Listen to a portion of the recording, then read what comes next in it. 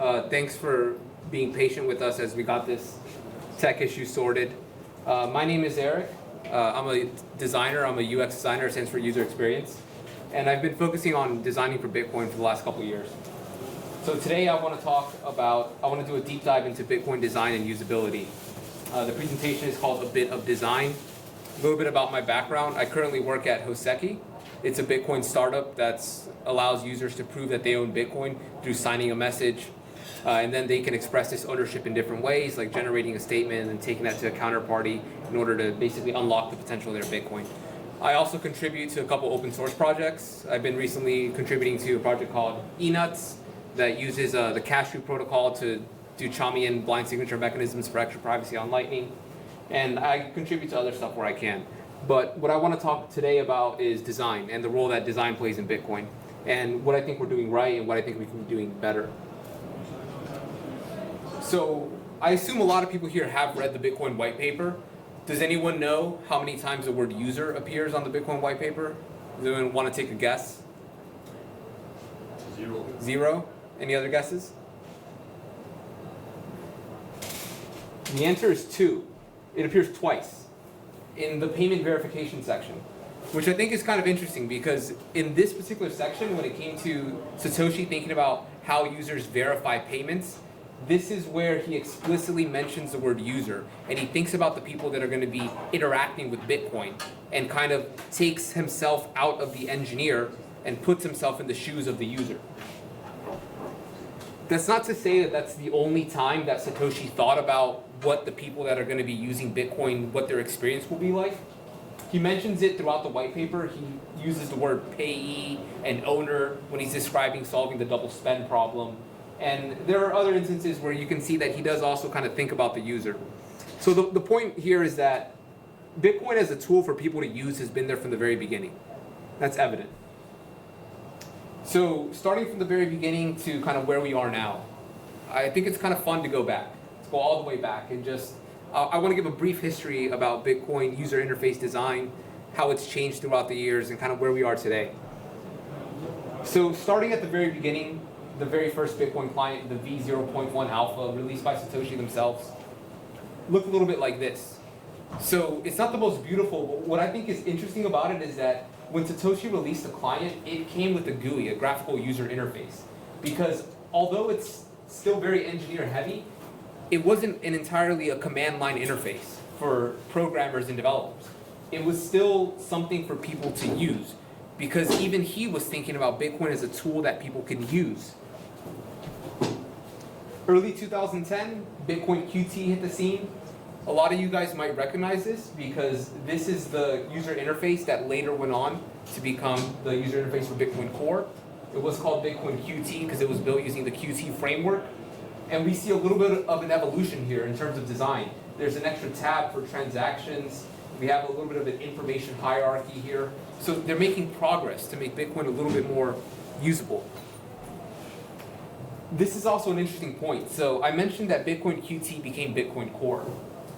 During that conversation about renaming Bitcoin QT to Bitcoin Core, you can see this chain between Gavin Andreessen and Peter Todd, core developer.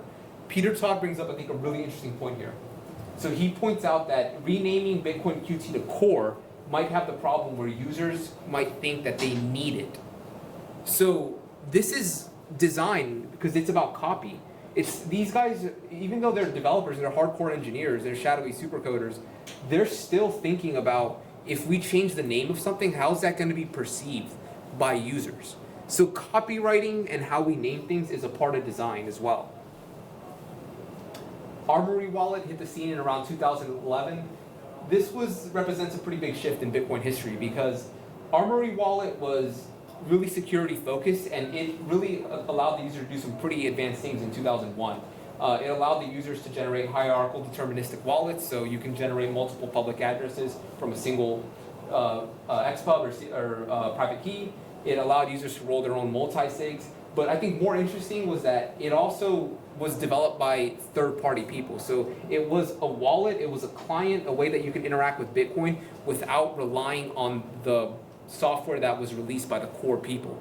So it represented a shift where people could now trust third-party developers in the open source community to not steal their Bitcoin and build other tools.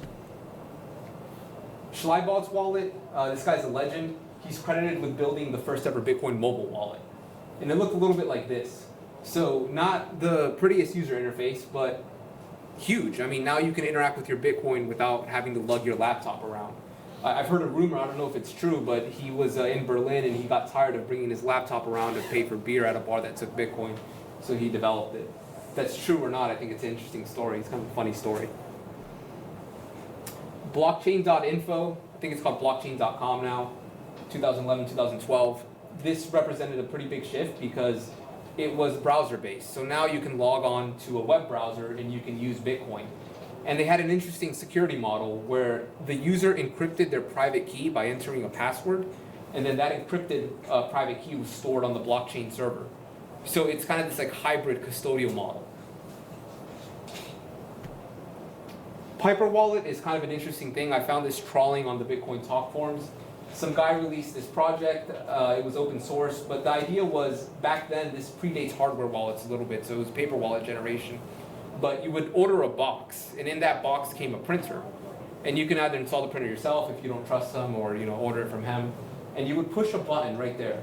So you'd push that button, and it would generate a paper wallet, a public and a private key pair, which we know now is not a good security practice.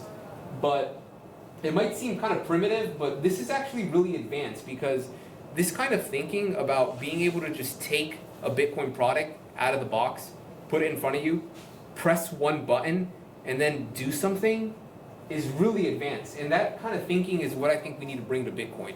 This out of the box, it works experience. So I could talk a lot about the evolution of Bitcoin wallets, but I'll fast forward to where we are today. There's all kinds of wallets on the market with all kinds of great features.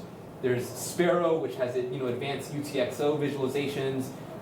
Spectre lets you roll your own multi-sig, do coin control. You have Wasabi wallet with built-in coin joins. You have Cashew wallets that take the Cashew protocol to blind signatures in Trami and eCash, and encrypt those with Lightning. And you have Moon and all these other wallets with all these features. So have we succeeded? Have we won? I don't know. I mean, it really depends on how you look at it. I can say from my experience as a designer, I think a lot about how people interact with these tools and what their experience is using Bitcoin. And I've noticed this difference between what they expect and what the reality is. So when people first hear about Bitcoin, they hear it's internet money, it's like magical internet money, it's uncensorable, the government can't stop you from using it. So they think they're gonna look like this guy over here, like cypherpunk, numbers going up behind him. He's rocking. But the reality is, once they actually start using Bitcoin and learning at the very first time the nature of self-custody, it looks a little bit more like this. It's actually frustrating. And a lot can go wrong here. You can kind of wreck yourself. You have, A16Z shitcoin marketing screaming in this guy's ear to try to take his Bitcoin. It's like driving a car. When you first drive a car, you're nervous, you're scared, you feel like you're gonna wreck, you have like near-death experiences. So what can we do to kind of alleviate that? This is what I spend a lot of my time thinking about as a designer, is what are these common issues that users are having when they're using Bitcoin, and where are they stumbling? Where are their biggest pain points? So a lot of us who use Bitcoin, we probably have anecdotal evidence what we think are the issues that users struggle with. And we're probably more or less correct, but there's a study here. And I know it's kind of funny referencing a study, because there's like this American HODL quote about if you like reference a study to like midwits or people with low IQ, they think you're an expert. It's like, oh, he's read a study. He knows what he's talking about. But this is actually a good one, and you can scan the QR code or you can pull it up yourself. But this is a study. It's the U in crypto stands for usable. So there's no U in crypto, so I think they're trying to be funny with the title, otherwise it doesn't make sense. So it's a deep dive. I can't summarize the entire study, but basically there was some galaxy brains at a university who did the indexing of the most popular crypto wallets, so it wasn't just Bitcoin. And they looked at the keywords for reviews on the Google Play and the App Store, and they applied all their galaxy brain statistics and machine language models to come up with like what the issues were. These are some of their key insights that they uncovered were the problems that users were having. I can't go into each and every one of them, but what I can say is that these were the 10 key ones that they were able to summarize. Unclear key storage, outdated balance display, local key storage, transactions believed to be reversible, recovery mechanisms misunderstood, suspicion the app is a scam, unsatisfying support experience, feature requests, poor UX leading to distrust, and the app keeps crashing. So as a designer, does design fix this magically? The answer is no. There's not going to be any design that just solves all these problems. It's not the reality. But design can help. Good design can help solve some of these problems. And I think these are the problems that it can help solve, the ones I've highlighted here.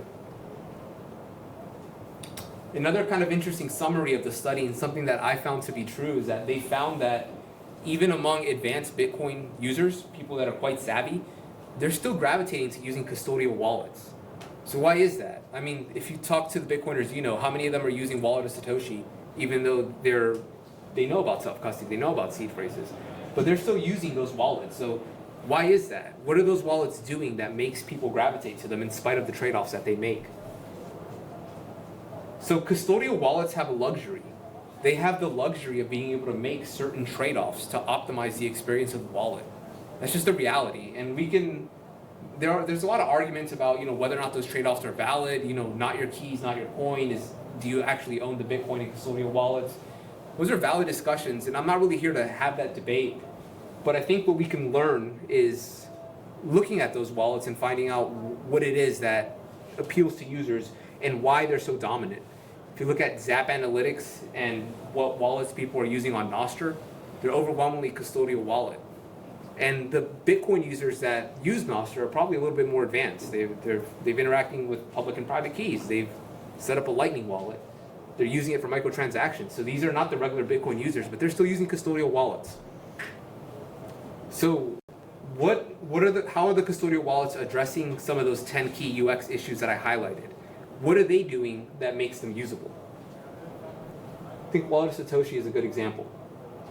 So with Wallet of Satoshi, it's a tool that serves a very good purpose. When it comes to onboarding new people to Bitcoin, you'll hear a lot of people send people this direction. It's a custodial wallet, but what it does really well is you can download Wallet of Satoshi, and in 2 taps, somebody can receive Bitcoin. It's also solved some of these key problems here, or it's attempted to solve them in a certain way. It's abstracted away the concept of key storage with a login. You sign in through your email. There's no public or private key mentioned really in there. Recovery mechanism, there's no really mention of recovery. They don't talk about what it means to recover. It's just logging in. It's mimicking a pattern that people are used to. That's probably why it's so popular, because it plays on these conventions.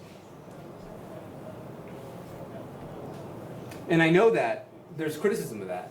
It's Wallet of Satoshi, it's custodial Bitcoin, it's not real Bitcoin. It's not really, like I said, I'm not here to have that debate or say whether or not the trade-offs that they're making are valid. The reality is that when you design or build for Bitcoin, you're always going to have to make trade-offs. That's just the nature of what we do. That's the nature of the protocol. If Wallet of Satoshi has chosen to make certain trade-offs, they've chosen to sacrifice some security for usability, and different wallets make different trade-offs depending to who they're trying to appeal to. There's different tools for different purposes. If you want to look at custodial wallets, I think Phoenix is a good example. Self-custodial. So Phoenix, allows people to back up their wallet to iCloud. There's a lot of risk involved with that, right? But what Phoenix does is it makes it explicit to the user what those risks are that they're taking.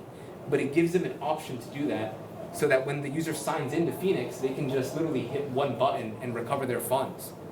They're making certain trade-offs. And for the tool that they've built, this is how they've addressed those 3 problems. It's not that they're right or they're wrong. It's just that there's different approaches.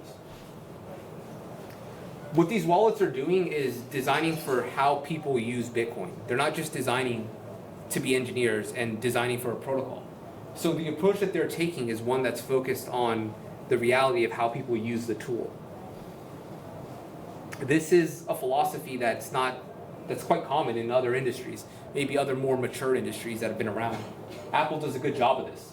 When you buy an Apple product and you open it, it just works out of the box. You don't need a manual to learn how to use it. You can just figure out how it works. And this kind of thinking is very popular now. It's what everyone strives to do. And the goal for Bitcoin, in my opinion, as a designer, as somebody that helps build Bitcoin products, is that we should try to mimic this approach. Bitcoin should be intuitive and as simple as possible. That should be one of the goals.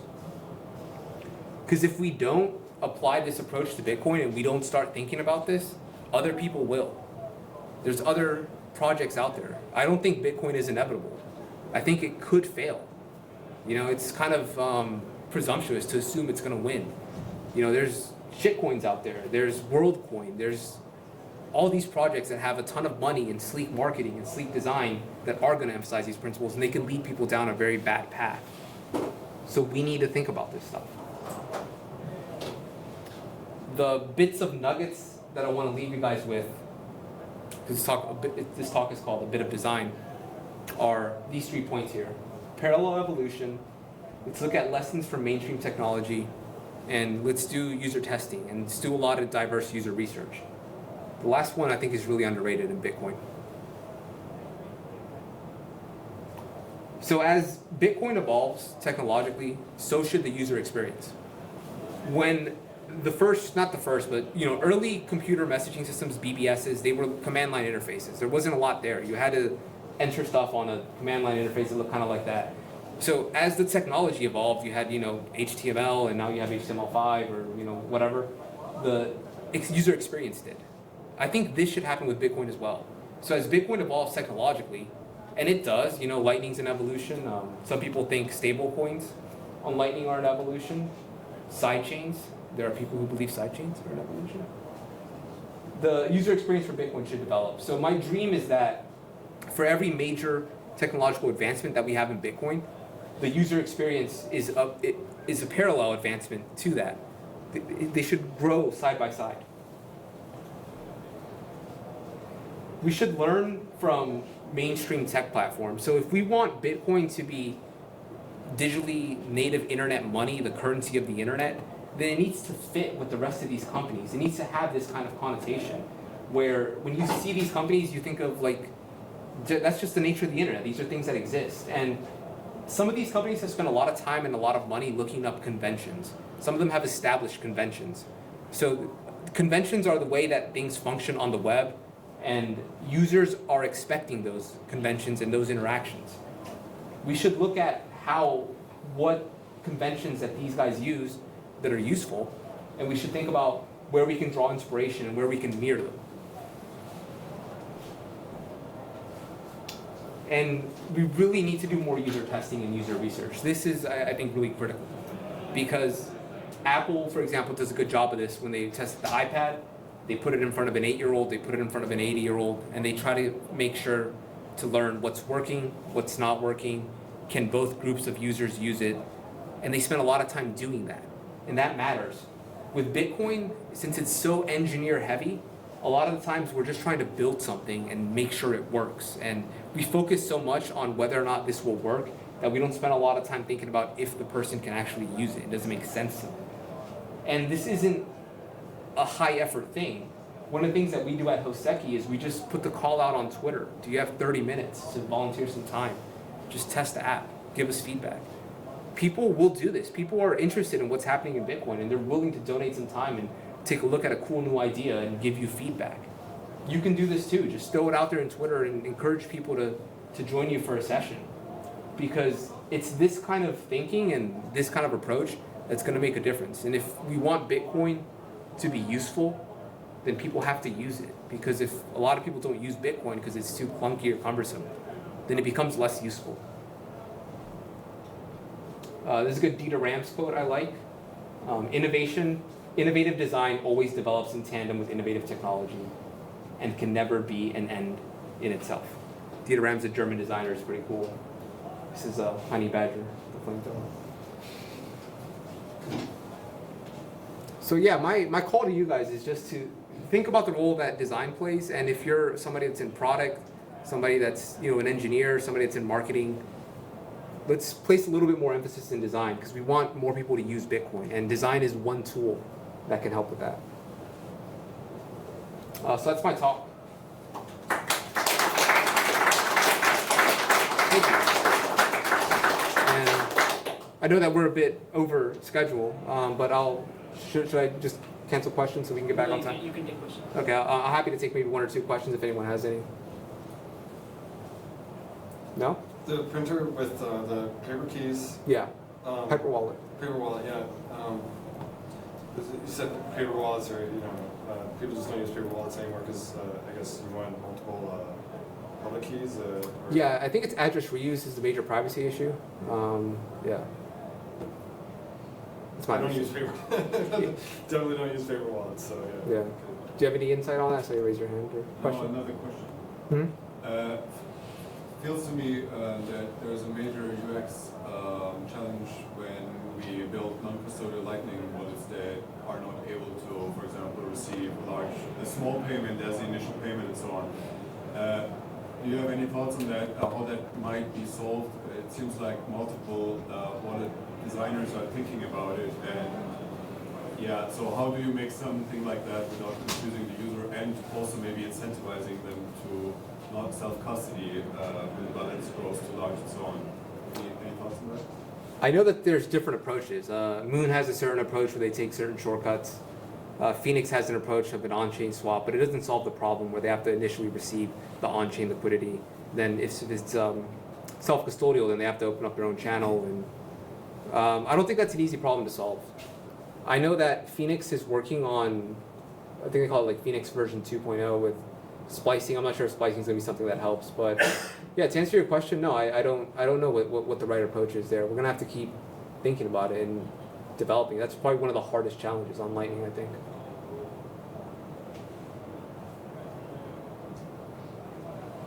Okay, if there's no one else, then we'll give it up to the next person.